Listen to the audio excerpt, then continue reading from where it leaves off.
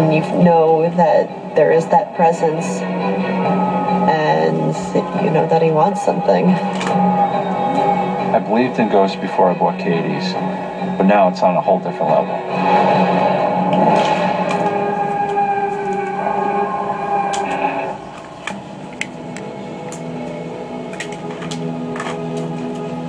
People swear that they felt the hand of a child grab theirs. Something just tugged on the back of my pant leg.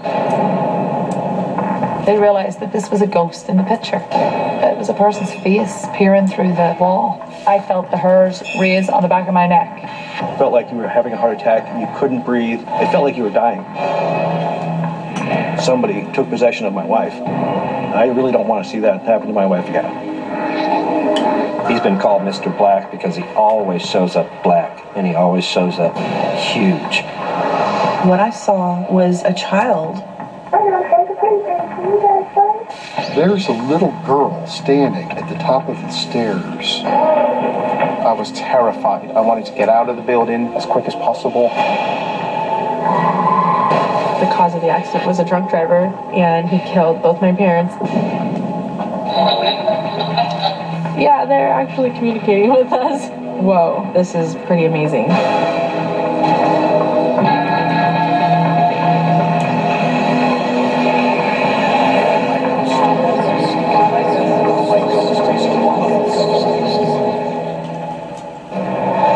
You feel this crushing weight coming down on your chest.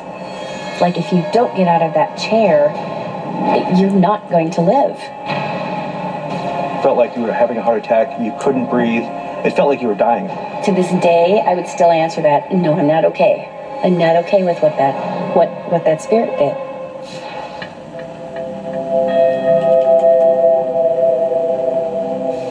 My ghost story began when a spirit possessed my wife at the Palmer House Hotel. You okay? No. I saw a book on haunted hotels in Minnesota and found the Palmer House Hotel. So we called up and stayed for a night. I didn't know what to expect when I came to the Palmer House. To me, it was just an old hotel. I didn't expect to see anything there, ever. We had no idea what we were in for. The Palmer House Hotel was built upon the ashes of the Sauk Centre Hotel, which burned down in the late 1800s. The Sauk Centre Hotel was a brothel. When you first walk into the Palmer House, you can feel a presence. As you sit at the bar, you look at the open door that goes to the stairs, and there always seems like there's somebody looking in, staring at you. Somebody actually caught this image of a shadow figure walking back and forth in the pub where there shouldn't be anybody there. Watching that shadow go from one area to the other, it's a little freaky, but it validates the fact that there are multiple presence there. Who those persons in there? We asked the owner which was the most haunted room, and she said room 13. So that's the room that we rented for the evening. About 2 a.m., I was awoken by this cart sound. It was so loud. There is no cart anywhere, so the creaking of the squeaky wheels made no sense. After so many unexplained things, I decided to put a recorder outside our room in the hallway and let it run all night long. When I heard the recording, I was shocked. It's extremely clear on the recording. It's son of a dog. It's really amazing to actually capture something that shouldn't be there, because I had never experienced anything like that. We were utterly amazed. We were like, whoa, where did that come from? And then we actually called the owner of the hotel and asked, was there anybody really down the hall? And there wasn't. There was no one else in the hotel at that time except us. In the morning, the wife and I were walking around. I was just snapping pictures. And there's this chair on the second floor that has this really creepy feeling.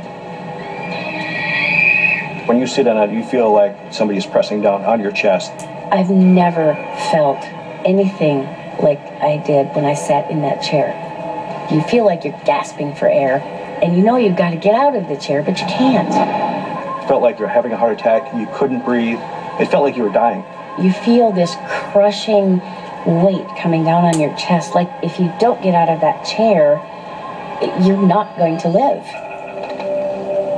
I had such a strange feeling in that chair that I wanted to get a picture of it. My husband went up the stairs a little bit, kind of took a picture, kind of looking down toward it.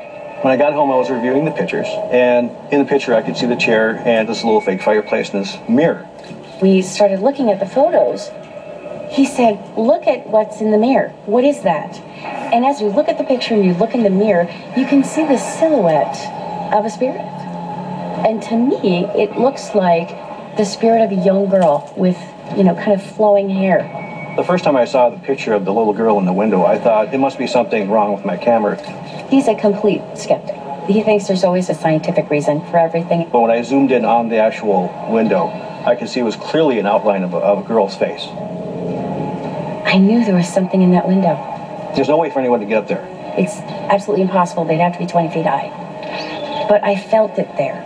My wife said she felt a presence by that window, but she didn't want to say anything at the time. I'm glad he caught that picture because it tells me that the feeling that I had was true. The basement of the Palmer House is the most scary part. We'd heard ghost stories of activity in the basement, so we had the owner, Kelly, bring us downstairs, and she gave us a tour. It has the old flagstone foundation. It's quite creepy. I noticed that there was actual fieldstone that was burnt and blackened from a fire. Knowing the history of the hotel, from the Sauk Centre House or the brothel to the Palmer House Hotel, it's as if both time frames merge. I wanted to document anything that happened down there, so I brought a camcorder with me.